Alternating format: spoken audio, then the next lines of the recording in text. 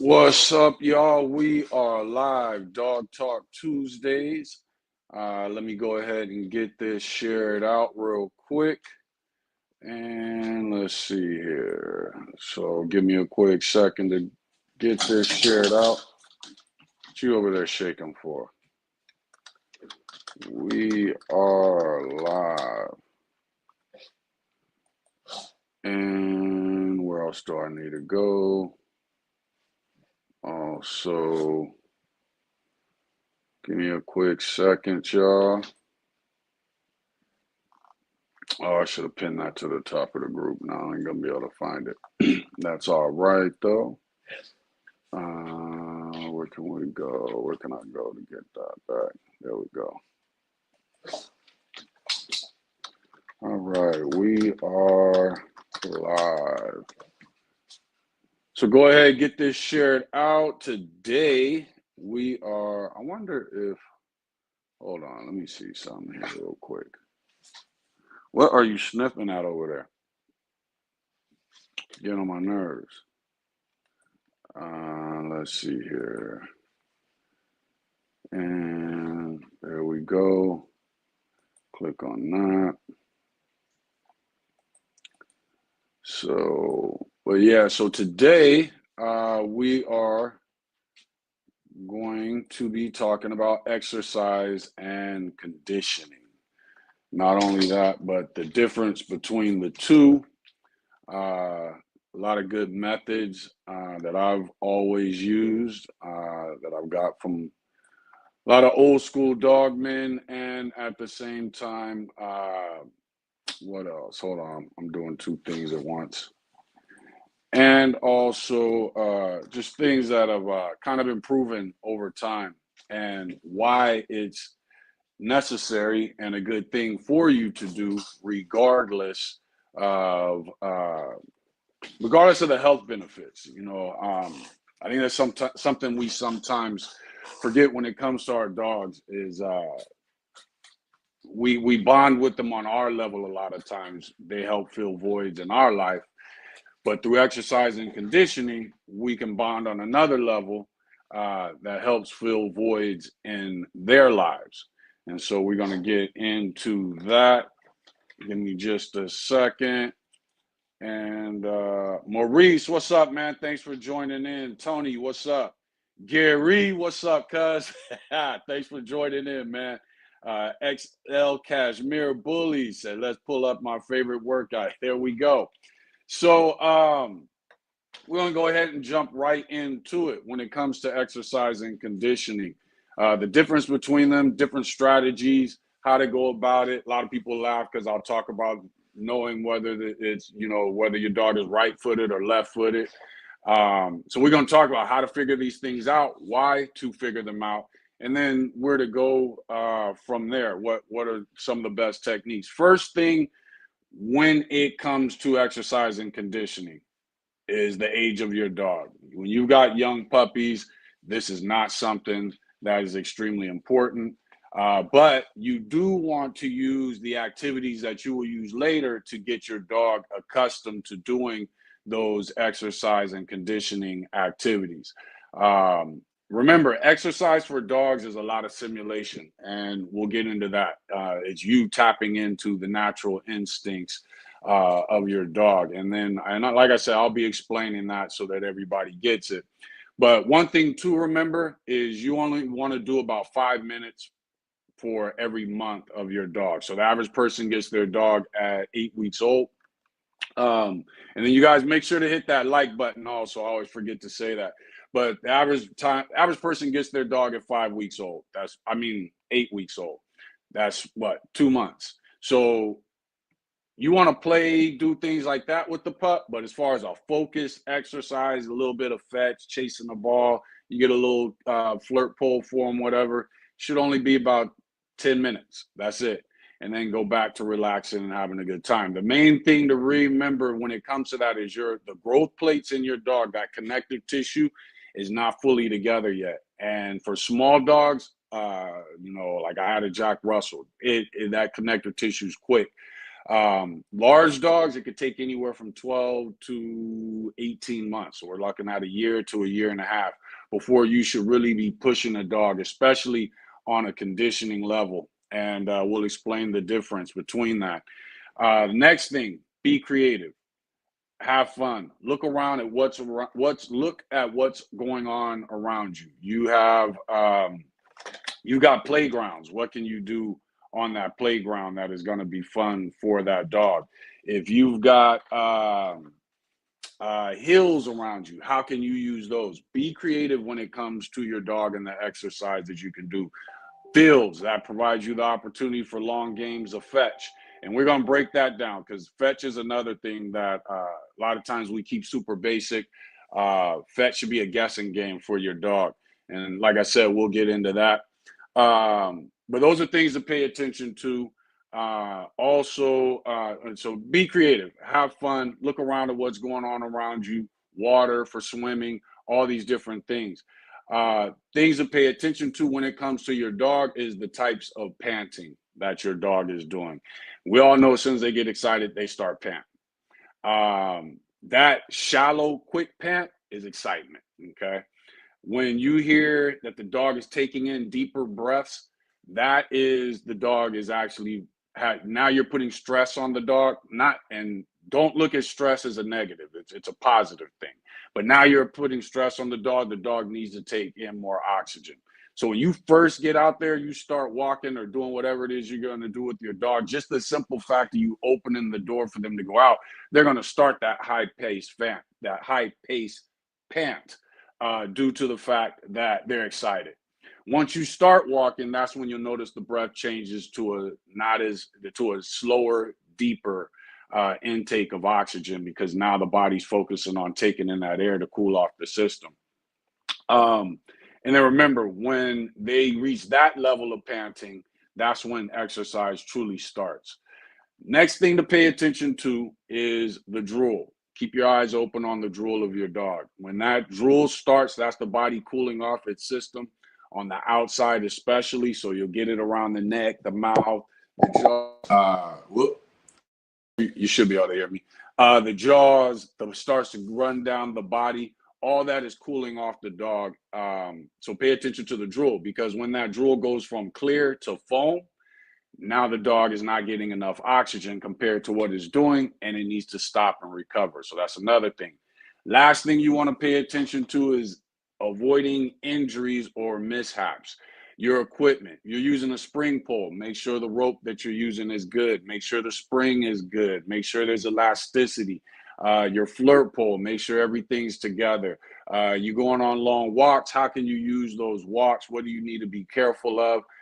We have a lot of snakes around here where I live, so when we walk, I don't let the dogs get to the edge to where the grass is at. Your equipment that you're using, making sure same thing, spring. If you built a spring pole in your yard, make sure that wood is good, everything is stable, so that you don't have any injuries. Playing fetch, make sure you know that walk that area that you know you're going to be on, and make sure that there's no holes, no large dips, gopher holes. That's a major one. You want to make sure that none of those things are there, so that you can avoid the dog being injured. If you're in your yard, let's say you've got gopher holes. One thing I used to do, pine cones, rocks, fill it up with that, but then make sure you cover it up deep with more dirt. If you're filling up a hole, you want there to be at least 6 inches of dirt.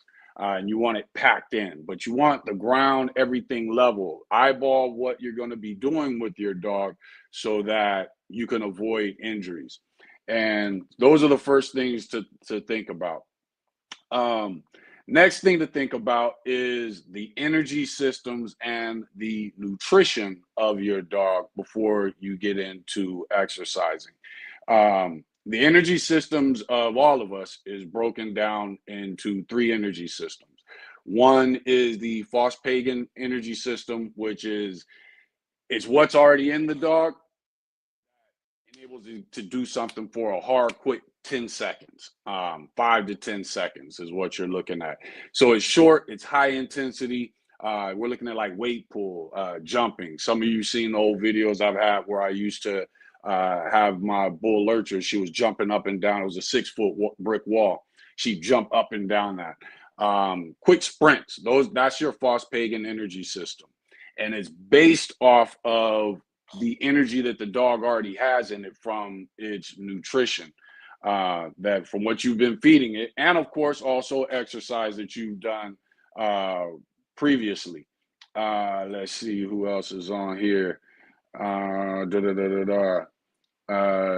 Davey Utes, what's up? Thanks for joining in. Exotic bully, what is that? No, Estilo Fino bullies. What is that? Am I pronouncing this right? Yes, Estilo Fino bullies. What's up, man? Thanks for joining in. Why does this keep going off? And then we also got Damian Anderson. What's up, man? Thanks for joining in. Exactly. Run them hard, put them away wet. There you go. So those are things to think about when it comes to the Foss-Pagan energy system.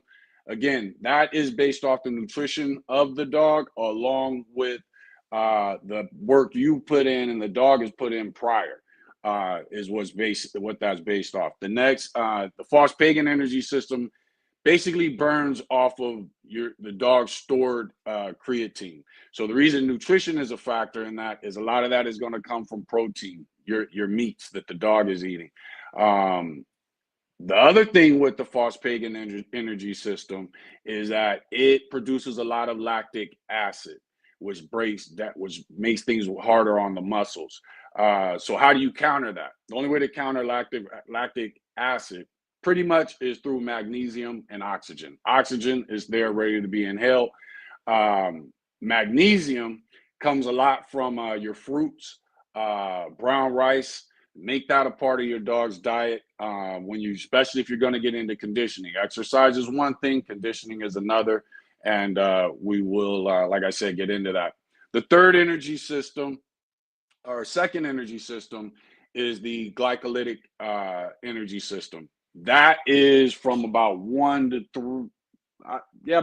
3 minutes. This is, your fetch, your agility, racing. These are things that dogs going all out for a certain period of time, and then it's going to stop and start all over, or stop and recover, or pause, whatever it is. That system is run a lot off of carbohydrates. Okay, where do we get the carbs from? Carbs we get from sweet potatoes, fruit, again, brown rice. So again, make sure that those things are a part of your dog system, especially if you're going to get into conditioning your dog. And then the last energy system, probably about 3 minutes or more, 5 minutes or more, is just the aerobic energy system. And this is about efficiency, and it's about rhythm. This is why you want your dogs to be coordinated. You don't want them to be going through a lanky stage when you're starting to do more aerobic exercises, which is long runs and things like that. Taking your dog out hunting for rabbits, whatever, that's going to be more of an aerobic energy system. Now that system is burning off the carbohydrates plus proteins and also fat. So when you feed kibble, you want high fat content. Protein anywhere from 18 at the lowest, 23, 24, you know what I mean? But you want a high fat content, right around 20% or higher if you're feeding kibble.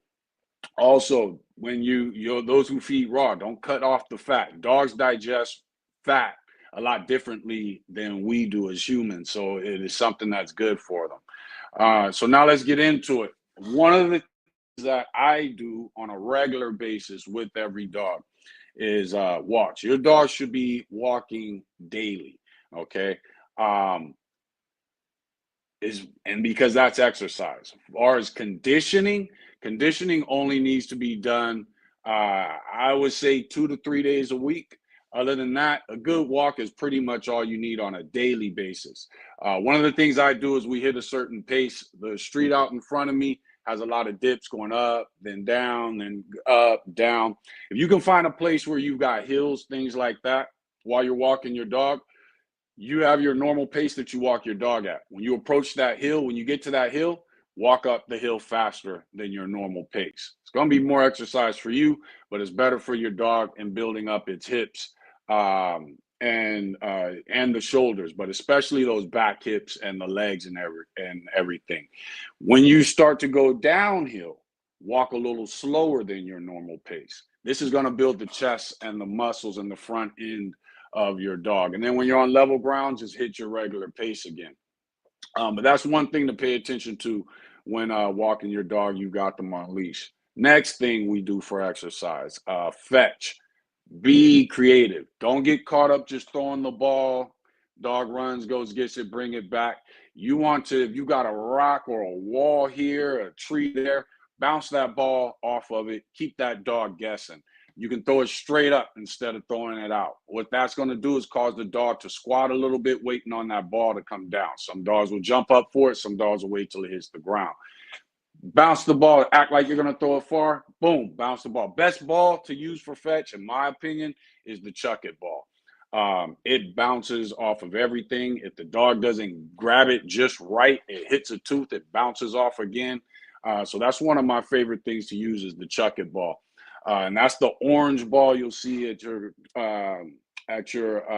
pet stores and things like that. It's an orange ball, and it has the blue stripe going through it. Get the medium one, and you should be good for all dogs. So the chuck it ball is one thing. But fetch, be creative. You can bounce the ball straight off the ground. You can throw it straight up in the air. You can throw it to the side, bounce it off the wall over here. Keep that dog guessing. And then if you got a place, and if you're in a place where you can throw it for a long fetch, then every now and then, boom, do that long run, throw it, get that dog running, and it's adrenaline flowing. So again, don't make fetch something that's boring. I always say fetch should be chess, not checkers. Keep the dog guessing in what it is you're doing. And this all applies for small dogs. I don't care if it's French bulldogs, Great Danes, band dogs, bullies, whatever it is. This applies to everything. And we're going to get to that at the end of why it applies to everything. So stay creative with your workouts. Stay creative with fetch. Keep them guessing. Again, fetch should be chess, not checkers. Keep that dog guessing. Keep his mental running. Even if the dog is running full speed this direction, but the ball bounces off the wall. First off, the dog didn't know I was going to throw it at this angle towards the wall. So that keeps his mind going. It hits the wall. Now the ball bounces off and it goes a whole nother direction. Some dogs, they're going to learn quickly, like, okay, it's about to hit the wall. So now I'm going to anticipate and I'm going to cut it off. All that keeps the mind exercising, just like the body. And as we know, body follows mind, mind follows body. Whichever moves first, the other one's coming after. Next, the flirt pole. The flirt pole is one of my favorite things to do. A lot of times we're looking online and we see people doing the flirt pole. It's about 3 to 5 feet long. They're whipping it around, going crazy and all kinds of things. They got the dog going wild. Best thing to do for exercise when it comes to the flirt pole. Also, remember, just in case I didn't say it in the beginning, panting is the start of exercise. Drooling is the start of conditioning. When that drool turns to foam, that's when you need to stop and allow that dog to recover. A dog that's in shape will take about 5 to 8 minutes to recover. A dog that's out of shape is going to take anywhere from 8 to 12, 13 minutes to recover. So be aware of that. And the more in shape your dog is, the longer it's going to take for it to pant, the longer it's going to take for it to drool, and the longer it's going to take for that drool to turn to foam. So when working the flirt pole, I use a 10-foot flirt pole. I've got a thin rope that goes through a 10-foot PVC pipe. I've got the little latches at the end of it that I apply their lure with. So first thing to do with the flirt pole, watch your dog. When your dog's laying down, call them to you and see what foot they move first. They step with their right foot first consistently. That means your dog is right-footed. They step with your left foot consistently. That means your dog is left-footed. Why is this important to know when it comes to the flirt pole? The dog's preferred foot, let's say your dog's right-footed. It's going to want that foot on the inside. So when you're going clockwise, he's going to feel more comfortable running in a full circle with that flirt pole. Don't whip it around. You just want to do circles. That's all you're doing with the flirt pole to get a dog in shape.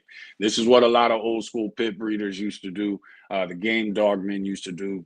People that hunt with their dogs, that's what they do. You don't see them whipping their whipping the pole around, bouncing it from here to here. They just do circles. All you're doing is a replication of the cat mill. So for the people that can't find a car axle or something to build a cat mill with. So you get a 10-foot long flirt pole. That means you're doing wider circles. The dog's a little bit further out from you. And you want, if he is right-footed, again, watch your dog when it's sitting or when it's laying down and see what foot they start with. And you'll notice consistently they use the same foot. Some dogs prefer the right, some dogs prefer the left. If your dog is right-footed, it will feel more comfortable running in wide circles as you're doing the flirt pole, going in circles. When you go to, you're going to do 5 one direction, go 5 the next direction. When you switch and you go counterclockwise, it's not as comfortable for a right-footed dog. That's when you're going to notice the dog trying to cut the flirt pole off and making quick sprints, and that's when you'll get your agility in, when you go the opposite direction of the dog, the opposite direction of the direction that the dog prefers. Working the flirt pole, keep the lure at head level. Don't drag it on the ground. And the reason I say that is 2 reasons. One, you want your dog's head up as it's going after the pole. That helps work the back, the spine, and the neck muscles. 2, when you see the dog slowing down, now drop it to the ground just for a second. You'll see him get more excited because now it's like a rodent. It gets more excited, and now the dog is going to go after it. Plus the movement of it bouncing off the ground. So keep it at head level and only touch it to the ground to when you notice the dog is slowing down, getting tired.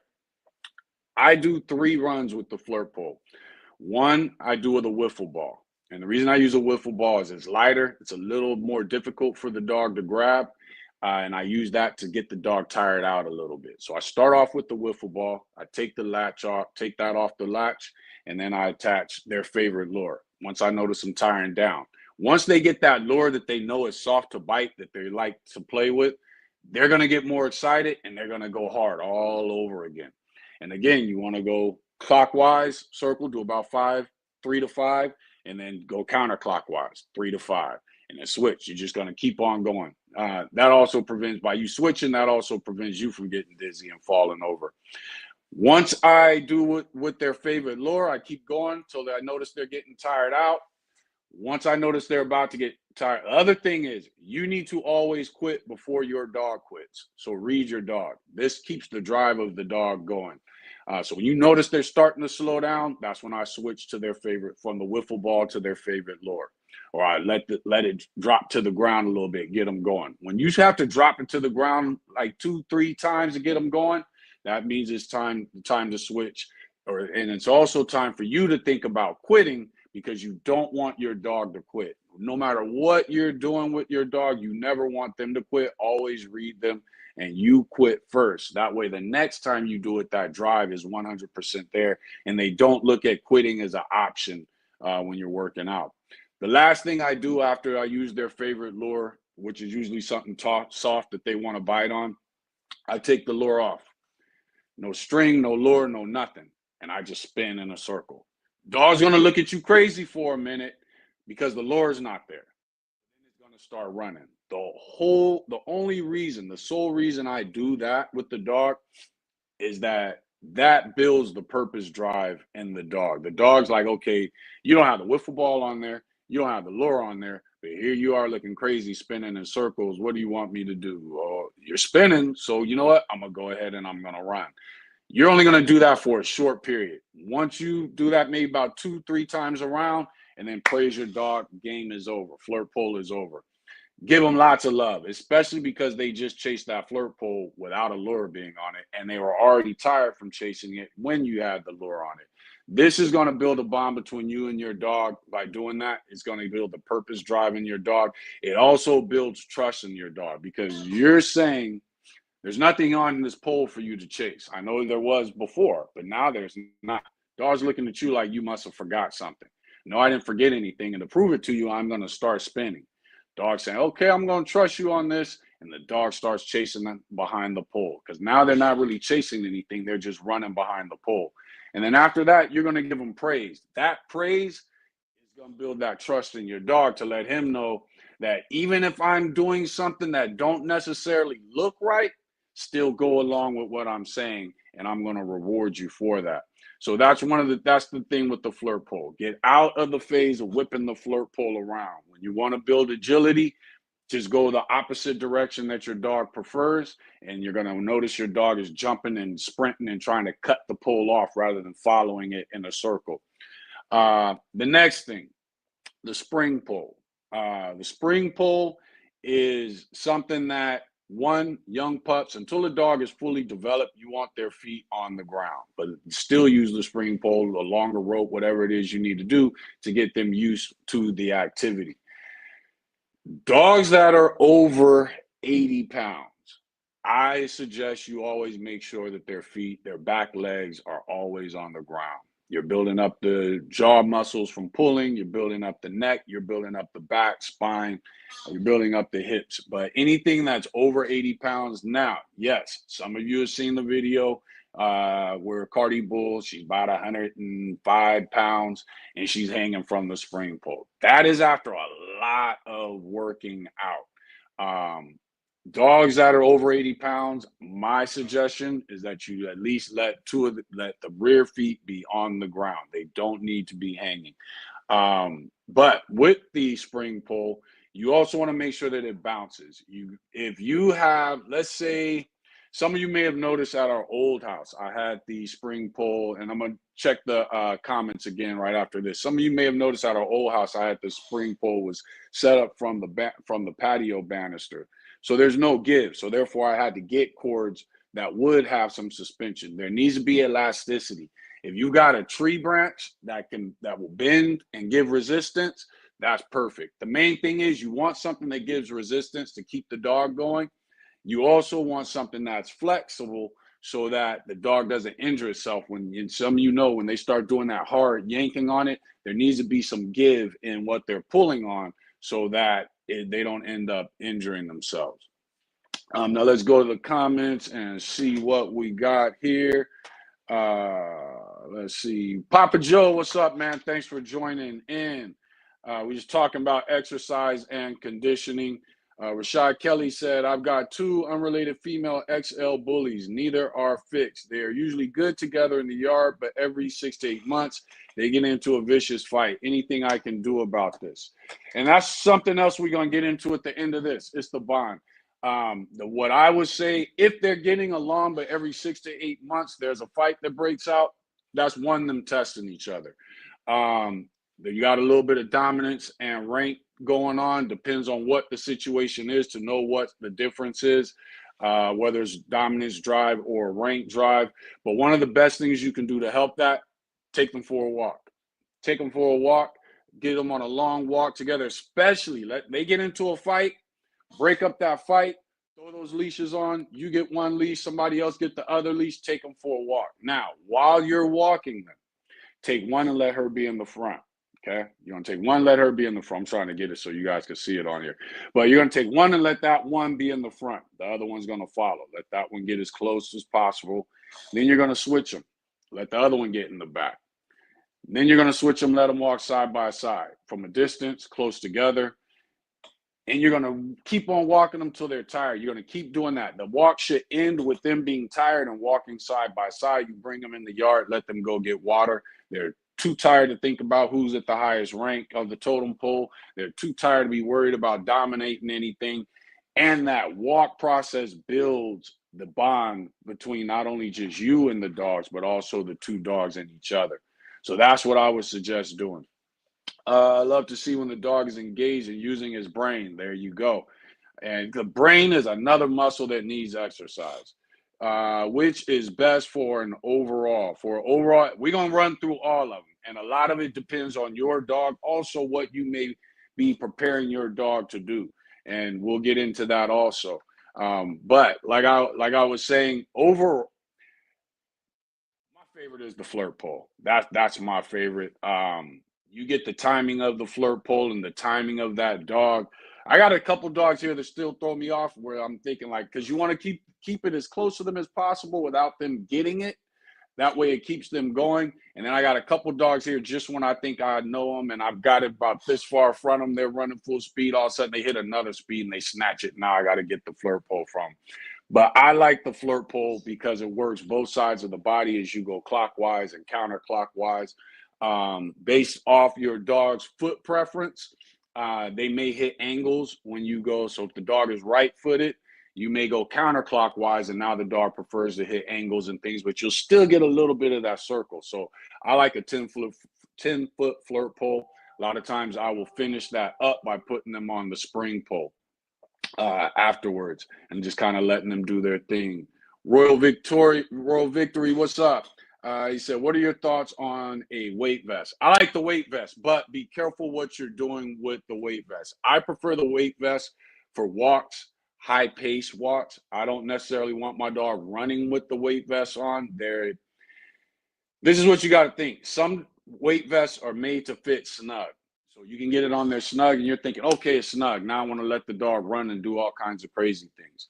The problem with that is you got to remember your dog has fur, and the dog's fur is very mobile. You know, if you start, you can pull on it, pull it to one side, pull it to the other side. So you got to think about that when you put a weight vest on. I prefer a weight vest for high pace walking, fast paced walk. That's one of the best things to do with a weight vest. So where are we? So the spring pull, weight pull, that's another one. Main thing with weight pull, start your dog off early with no weight attached. Let your dog get used to how it feels. Let your dog get used to the sound of the chain dragging behind them. Attach some empty water bottles, things like that. Let them get used to all the crazy sounds they might hear behind them so that they learn to ignore it. And then once you get started, you want to start with lightweight. If you're not competing in weight pull, there's really no reason to go beyond the weight of the dog, no matter how much the dog does. You can just go further. But if you're not competing, you just want to use the weight pull. You want to get a weight vest. Also, get a weight vest not a weight vest. Get a weight pull harness so that the dog is doing it properly. You putting a chain on a dog and got the dog pulling the chains either to this side or to this side, or it's going beneath them. Now the chain is rubbing up against them. Get an actual weight pull harness and use that on your dog. And again, start them off for a few days, for a while, with just nothing on it. Just let them get used to hearing that chain dragging behind them, some empty water bottles banging or some cans banging behind them. Let them get used to that.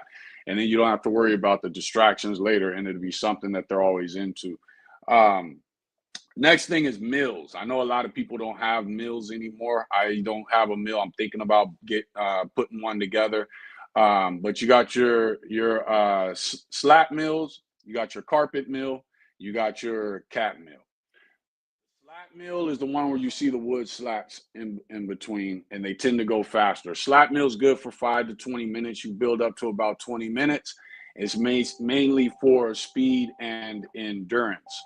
So with the slat meal, again, that's high speed, it's endurance.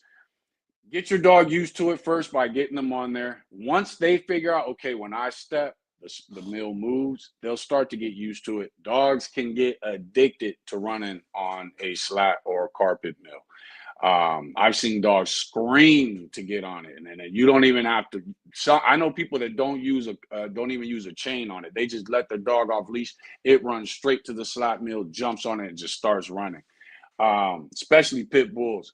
So dogs that are high driven and purpose driven, because they know you want them on there, so they're going to go all out on it.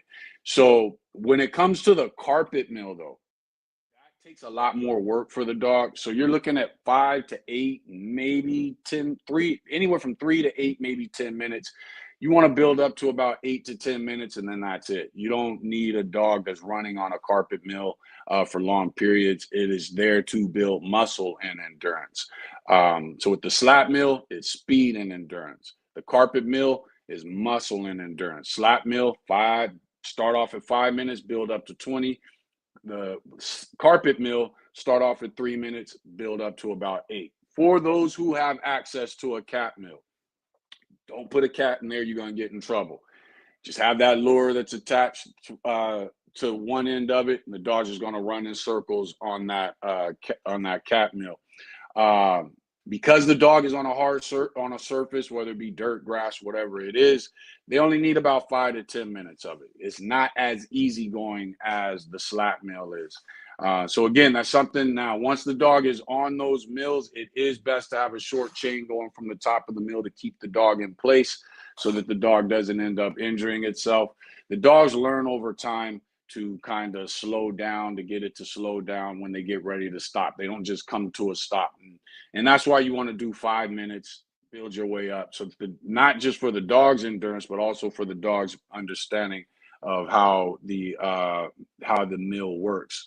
Swimming, one of the best exercises for your dog. Pay attention to their water intake. Sometimes dogs will take in a lot of water. You want them to avoid that. The better they get at it, the less water they intake.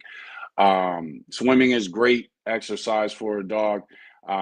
Again, we're looking at 10, 20 minutes of swimming, and your dog should be good. But again, this is based off of how in shape your dog is and how often it is doing it. The greatest thing about swimming is there's no impact.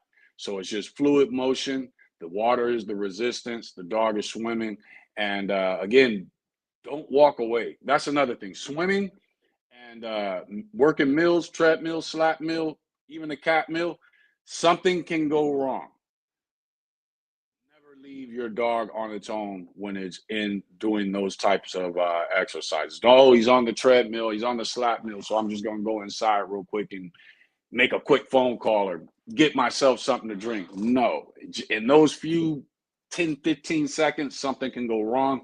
So always make sure, again, anything requiring equipment, make sure your equipment is up to par. Make sure that the bolts aren't loose. Make sure that everything is stable, that nothing's ripping or tearing. You want to stay on top of all that. Let me go to the comments, see what we got going on here. Albert Porras, what's up? Thanks for joining in. He said, what about the weighted collar? That's what we talked about. XL Cashmere said, I need a video on how to make a carpet mill. I've made one years ago. They're fairly easy. There actually is a lot of video on YouTube breaking down how to build various carpet mills, and everything you need is right there at Home Depot. I think the hardest thing to come across is the strip of carpet, but you can find it. But that's pretty much YouTube has a lot of videos on actually building the carpet mill. Make sure you guys are hitting that like button. And let's see what else we got here. Leave, and that's out of there. So then next is what I call hill run fetching. Find a good hill that's like 2-3 stories high or higher. Bring you a ball and throw that ball at the top. If you're at the bottom, throw the ball to the top of the hill. You want to throw that ball with an arch. The reason is that gives the dog time to get there, so that way by the time the ball hits the ground and starts moving different directions, the dog is right there on it. What you're trying to avoid is that ball coming down and the dog running full speed downhill. That's when they can injure themselves. So throw it with an arch, not straight, but with an arch to the top of the hill. That gives the dog time to get up there in time to get the ball once it hits the ground. The dog then will bring the ball back down to you at their own pace rather than them chasing the ball downhill and possibly injuring themselves. The other thing is being at the top of the hill, throwing the ball down. When I was little, my uncle had a pit bull named Slits. He was an old family red nose. And one of the workouts he used to do is there was a canal that used to have these big, huge boulders going all the way up the canal. So he would be at the top, and he would throw the ball all the way down to the bottom of the canal. Slits will hop, rock to rock to rock to rock to rock to rock all the way down, then rock to rock to rock to rock to rock, coming all the way back up. So hill run fetching, that's another great thing to do. But the main thing with all of it and why it's important for you to not just exercise but condition the dog is, one, the overall physical and mental health of the dog. The dog learns to push itself in situations and to keep on going. The other thing is you're bonding with the dog on the dog's level.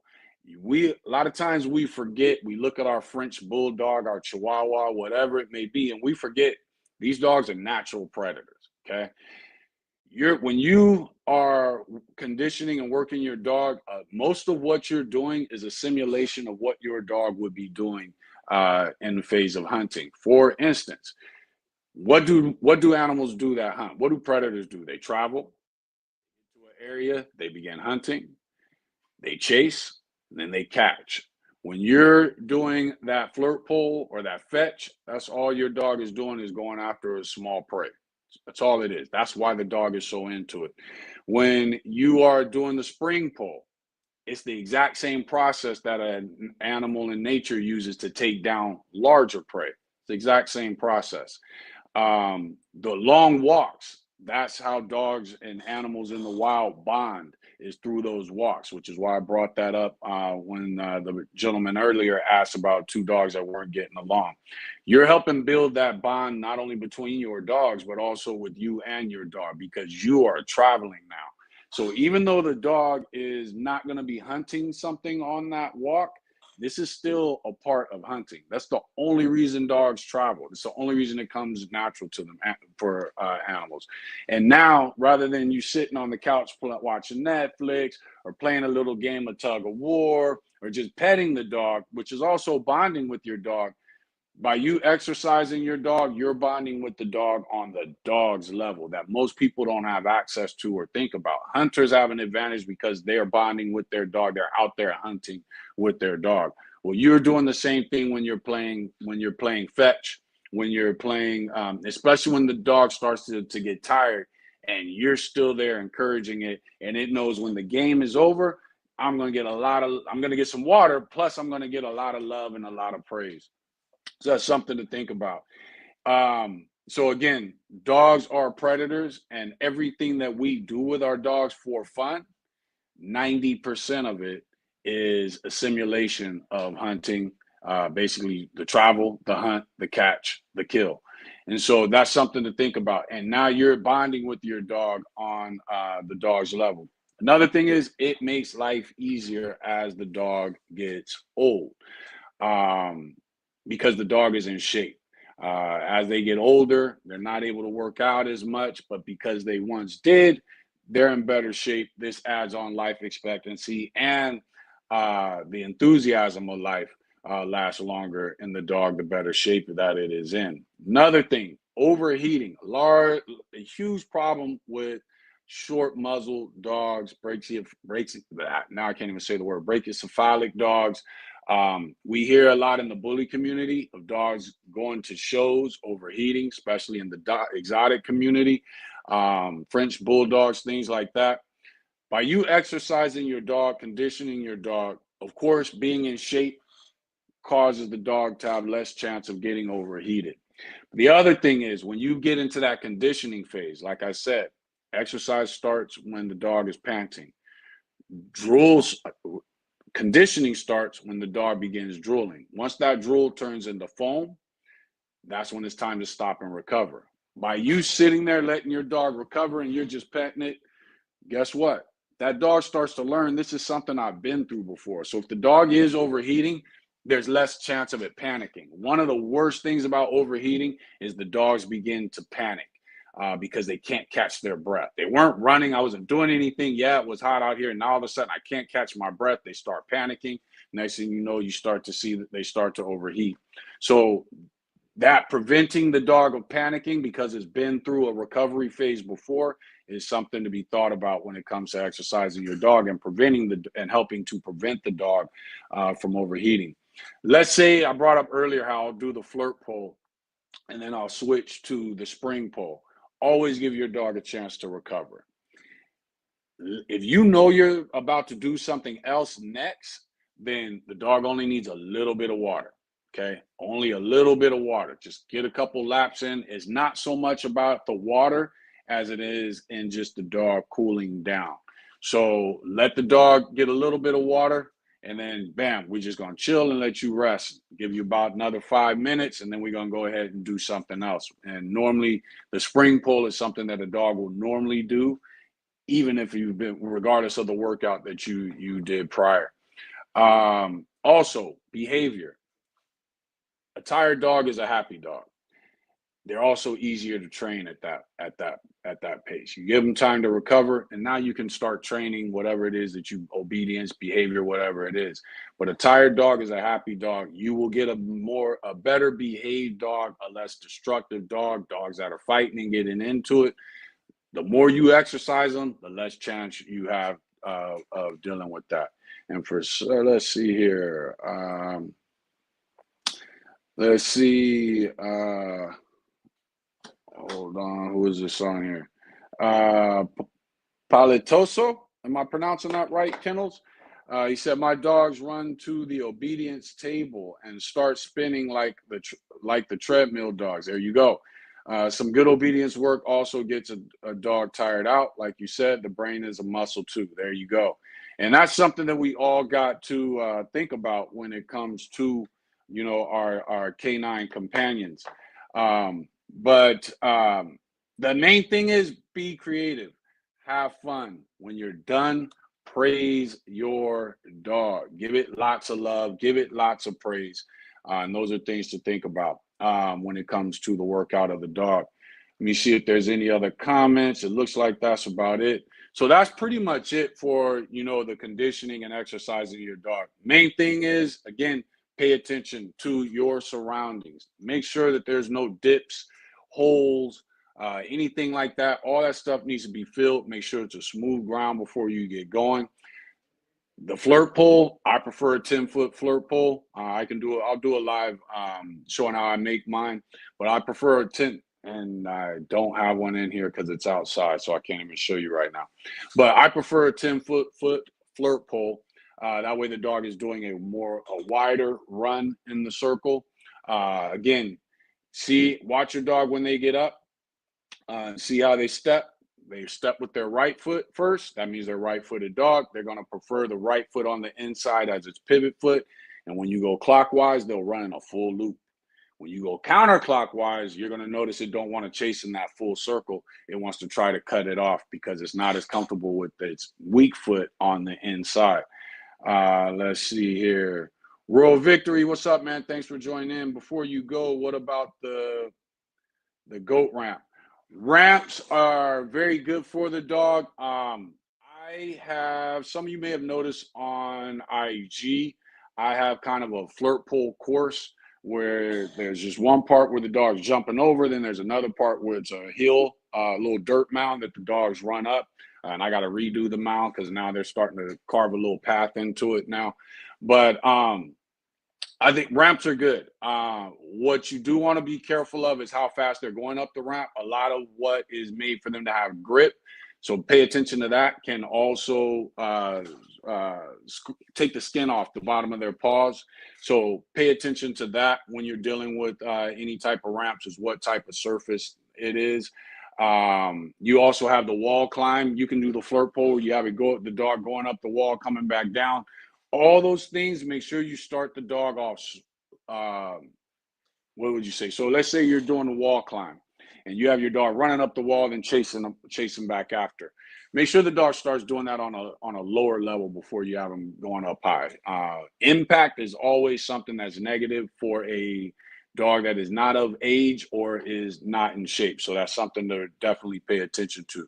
But goat ramps are great for dogs, and they're great for dogs just to kind of mess around with, especially if you have a goat ramp that goes up, has a platform, and then goes back down. You'll notice the dogs like going up it, stuff like that. So they're great. As far as making it part of your like your fetch course or your flirt pole course, just pay attention to what the whatever traction is there, the grip that's being used on the ramp. Make sure that that's something that's not going to rub skin off of your dog. Let's see, Jeremy Lopez, what's up? Thanks for joining in. He said, if you have access, sand hills are top notch. Definitely. Also, running dogs in the woods will condition them as well as keep their reflexes up. Otherwise, they will hit a tree. Exactly. And going up and down hills works. All angles of the body worked Great for the game pits I own. There you go. Sand is even just let's say you don't necessarily have a sand hill, but you got a sand pit. That's one of the things that I want to add to our flirt pole course is it works the dogs out. You got dogs that got easty westy, and you're running them on sand, especially when they're young. You'll notice that it starts to straighten back out as those muscles start to align. So sand is also a great workout. Anything that's soft but still provides resistance is always going to be perfect for the workout of your dog. Let's see here. It looks like that's it from Facebook. I think we got all the YouTube comments. But those are just things to think about. The main thing, though, pay attention to your dog. Panting is great. That's when exercise began. It doesn't start until the dog starts panting. And we're not talking about the excited, fast-paced panting. We're talking about the deep panting. When that drool starts, you're now moving out of the exercise phase and into the conditioning phase. Exercise is great for health. Conditioning is about pushing the dog. Typically, it's for preparation. What things would you prepare a dog for? Those of you who hunt, all these things are great for your dogs. Working out the aerobic energy system, the glycolytic energy system is those are all good for the dog. Let's say you participate in the show ring. What exercises are going to be good? Anything that you'll notice a lot of dogs in the show ring tend to be a little overweight. It's because they're putting more food in their system to get them ready for the show. But let's say they got out of that mind frame. They started feeding more, but also exercising more. Now, instead of the dog walking in fatter, is walking in more muscle. So that's another thing. So all the things we've discussed, if you're building hill runs, like the gentleman just said earlier, running on sand, what else? Weight pull. Those are all things that are great for your dog. Carpet mill to go into the show ring. You're going to increase you're going to increase their diet, their food intake, but you're going to be building more muscle rather than you just increasing their food because they're getting ready to go to the show and now you want a little fatter so it makes them look, a little bigger. So those are all things to think about. Let's say you do agility. The flirt pole is perfect. Let's say whatever it is you do with your dog, just think about what it is you're doing, what's required, and what are the techniques that are best for it. The pool, again, swimming is great for no matter what it is you do with your dog, whatever the purpose is. Now, what I will say is game dog men have what they used to call a keep. Boxers have a keep. Most of my son used to do MMA fighting. I was training him. I used to do fighting when I was young. Most times you want to know about your fight coming up about 2 months ahead of time. So let's say your dog is doing going to the show ring, agility, hunting, whatever it is. You want to start moving into that. Start with the conditioning phase, moving into that about 2 months ahead of time. The first month is always about getting them in shape, just in general shape. The second month is focused on whatever their opponent is. So if the opponent is dogs in the ring, guess what? You're probably going to do more weight pull and more food intake to get ready that last month for the dogs that you're going to in the ring. So let's say we're going to the show ring, and it doesn't matter if you run greyhounds. We all know the show ring prefers a bigger dog. So whether it's greyhounds, bullies, whatever it is. First month, get the dog in shape. That's all you want to focus on is getting that dog in shape, building up their endurance. You might be at that show ring competition for 8 hours before your dog even steps into the ring. So get the dog in shape. The second month, the month before you're doing whatever the activity is, whatever the performance is, now that's when you want to focus the dog on its opponent. So in the show ring, if I know I'm getting in the ring, then now I want to increase. The show ring likes a bigger, thicker dog. Now I want to increase the food intake and then cut down a little bit on the conditioning and get more focus on exercise. If you're going hunting, that the first month, getting in general shape. Second month, now you want to start preparing the dog for what it is that the dog is actually about to do. The reason I say that is when you pay attention to boxers, they know they got a fight coming up in 2 months. They always stay in general shape. That's your dog exercising. They know they got a fight coming up and the fight's in 2 months. So now they're going to go harder on the conditioning, weightlifting, things like that. That second month, which is the month before the fight, less weightlifting, more focus on speed, endurance. So they're preparing for their opponent. Their opponent likes to throw a lot of right hooks. They're preparing for that opponent. Their opponent likes to jab a lot. They're preparing for that opponent. Same thing you want to do with your dog. I mean, what is the job what is the purpose that's about to come up that we're getting prepared for? And the last month of exercise and conditioning is going to be focused on that. Whether it's agility, you're going to run that flirt pole, you're going to be doing it the opposite direction that the dog prefers. The show ring, like I said, you're going to increase food intake, decrease conditioning, maintain exercise. Hunting, you're going to use it all, especially if you hog hunting. The spring pole needs to be a major factor. Let's say you just running deer though, or duck hunting, so you know it's going to be some swimming involved. Now you're going to be focused on that. Increase the swimming. You running deer, let's say you're hunting with a fast-paced dog. It could be a German Shepherd, a hound, whatever it is. They know the scent of that deer. It's a lot of stop and go, sniffing, thinking. Then all of a sudden they see a deer, they try to run it. That's a lot of times that's what we don't want as hunters, because a deer running full speed is hard to shoot. But let's say you got beagles, they move at a slower pace. The deer don't typically run full speed. So, but you still want that endurance to be there for how long you're going to be out there hunting. You guys might be coming home in an hour because everybody got something. You might be coming home in 3-4 hours because nobody shot a deer and we still running them. So depending on what it is you're doing, that's what that last month really needs to be focused on. Let's see here. Do we have any more comments? Albert Porras, what's up? Thanks for joining in. What can I do if my dog has sensitive paws? For example, sometimes walking on cement causes his paws to bleed. Okay, for this, there are different butters, not butters that we put on our food. There's different butters and paw condition. You know what? Hold on. I might have one. Give me a quick second. I think I got one here. I just can't think of the names of them. And I don't see it. But there are different paw creams that you can put on your dog that condition their pads. I think I might have found it. Let me see here. No, I don't see it. But no.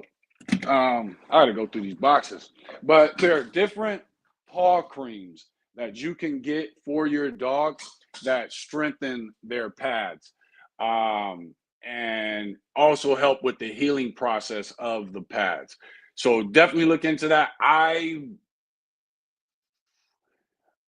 want to say PetSmart has some of them. You can definitely get them online. You can order them, but that again, that is also keeping your dog on. Our dogs stay on sardines. All those oils, things that have oils in them, that all fish oil is also good for the pads of the dog. But it's just going to be a matter of conditioning the pad. I would say the main thing is when you know that there's been an injury to the pad, give that pad 100% time to heal. Anytime I have a dog that's sick, injured, whatever it is, I do 2 weeks before I even think about doing anything again. I'm not even going to look at it for 2 weeks. I want 2 weeks for the process of healing. And then I'm going to look at the paw, see how it is, whatever the injury is, see how it is. And then from there, just start building the dog up, slowly but surely. If you're walking the dog on the pad is healed, you want to start short walks. Dog may want to go longer, that's fine. But we're going to keep the walk short to start building those pads. But there are different pad creams and and butters that you can put on the dog's pad that not only that soften it, but make it more elastic so that it's less prone to injury. So definitely look into that. Max Template, Daryl Thor, happy to see you back on YouTube. Kicking the dog is something. Thank you, man. Thanks for joining in. But yeah, so definitely what, and that again, how I was talking earlier about looking at your equipment that you're about to use with the dog. Same thing with your dog. Pay attention to your dog, injuries that the dog may have. You notice the dog limping, we're not gonna do any type of major workout till the limping is gone. And again, 2 weeks. Always give it at least 2 weeks for whatever healing needs to be done. But pay attention to your dog for injuries. Those of us who have high drive dogs, watch what they do. If you notice they stepped on something a little awkward, go ahead, stop. You're going to need to wait till the dog calms down before you can actually tell whether it's injured. Because if a dog is driven, it don't care about that pain or that little injury. It's going to keep going after that flirt pole, keep going after that dog. After that ball. So pay attention to your dog for injuries. Another thing I always do, we talked about lactic acid earlier. Give your dog, if you've really done exercise, that's one thing. But conditioning, when you've actually pushed that dog, when you got that clear drool going, you saw the foamy drool coming, so you stopped, you let the dog recover, then you went at it again or did something else again. When you're in that conditioning phase, pay attention to your dog and do rub downs. Rub downs are one of the best ways to get that lactic acid moving around in the dog. It's also a good way to find injuries that you may have not been aware of. And you just want to start behind the ears, rubbing both hands, stand over your dog, rubbing both hands. This is another thing that builds the bond with you and your dog. Rubbing behind the ears, working your way through the neck, all through. Just look for muscles and places between bones with your fingers and rub those in, rub those out. That'll be a good idea for me to do a rub down live where you should actually see. You're just going to lay on my foot. So where you guys can actually see the process. I used to volunteer at a Greyhound shelter. So a lot of times we would run those dogs, and a lot of those dogs had a racing background. Some of them were rescues, but we would run those dogs, especially the ones that came from racing backgrounds. You had to run them, or those dogs went crazy. So we would take them after they would get them running, but because of how long their limbs are, a lot of times they get different injuries. So we would do rub downs, and we used to have a guy that would come in there that had a racing dog background, and he showed us how to do them. But the main thing is taking your thumbs and fingers and being able to feel in between muscles and bones and ligaments and rubbing it, not too hard, but still firm. Same thing the way our masseuse does us. So you want to do the same thing, and you want to do the whole body. Start from behind the ears, work it all the way down to the toes, between the toes. Get that dog used to you touching it.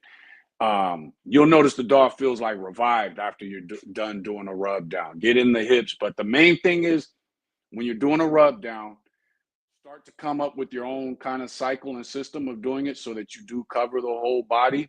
But always use your fingers to feel in between muscles, ligaments, bones. You should know them as you're feeling them. Okay, that's a bone. That's a muscle. Ooh, that's a tendon right there. That's a ligament. Keep your fingers moving and pressing and moving and pressing and massaging. The more you do it, the more you'll get kind of a system going of how you go about doing it. And trust me, your dog will love you for it. Lorenzo, what's up, man? Thanks for joining in. What's the best mental exercise you recommend? Mental exercise. When it comes to the body and the mind, I like I said earlier, it's chess. It should be chess, not checkers. Keep them guessing. Am I going to throw the ball straight up and let it hit the ground? Am I going to bounce it off the ground? Am I going to throw it far? Am I going to bounce it off of this wall? Am I going to bounce it off of that tree? Keep that dog guessing. Keep his mind flowing fluidly. What other mental exercises? The flirt pole is another one.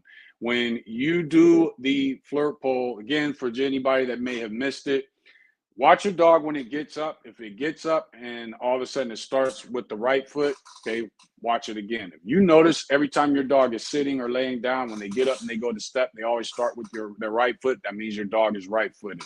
They always start with their left foot, that means the dog is left-footed. Most dogs tend to be right-footed.